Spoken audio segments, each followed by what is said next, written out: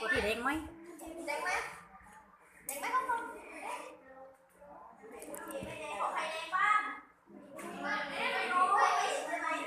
Giờ phải sợ anh tuần á. Nó làm quen. Anh đưa này nè. Anh đưa này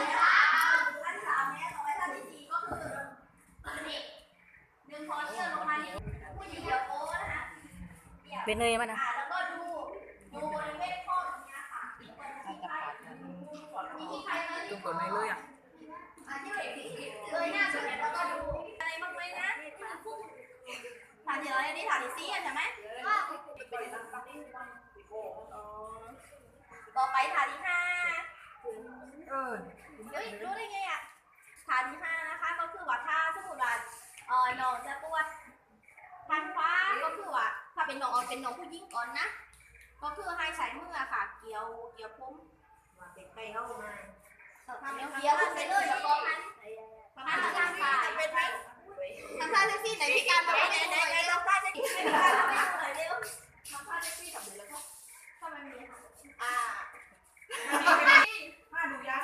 ยากนะคะพาดูยากเลยปะท่าที่ห้าเสยผมแท็กซี่ยังแท็กซี่ยังก็แท็กซี่ก่อนนี้แท็กซี่พี่ว่าไปเร็วว่าไปเร็วกันนี่นะฐานที่ห้าใช่ไหมฐานที่ห้าก็คือว่าสีน้ำก็คือถ้าเป็นอย่างนี้ก็คือเอามือเซยให้เห็นตรงนี้ค่ะให้เห็นที่หูให้เห็นที่หนังตรงนี้นะว่าเรียกแค่ไม้นะตรงนี้นะคะถ้าเป็นไม่ใช่ถ้าเ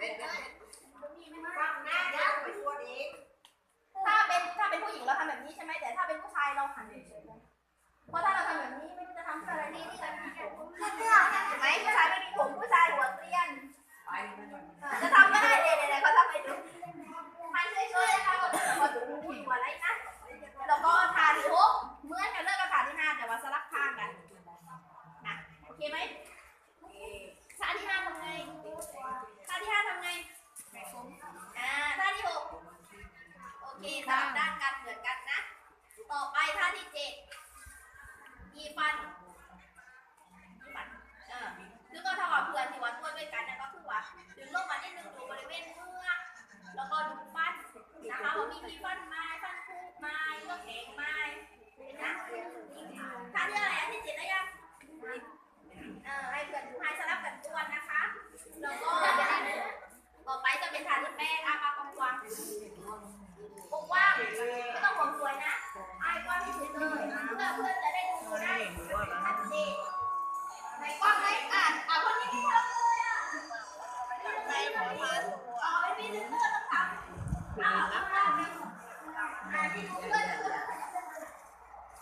นี่แบบกว้างแบบนี้ไอ้กว้างทานที่ด้วยนะคะ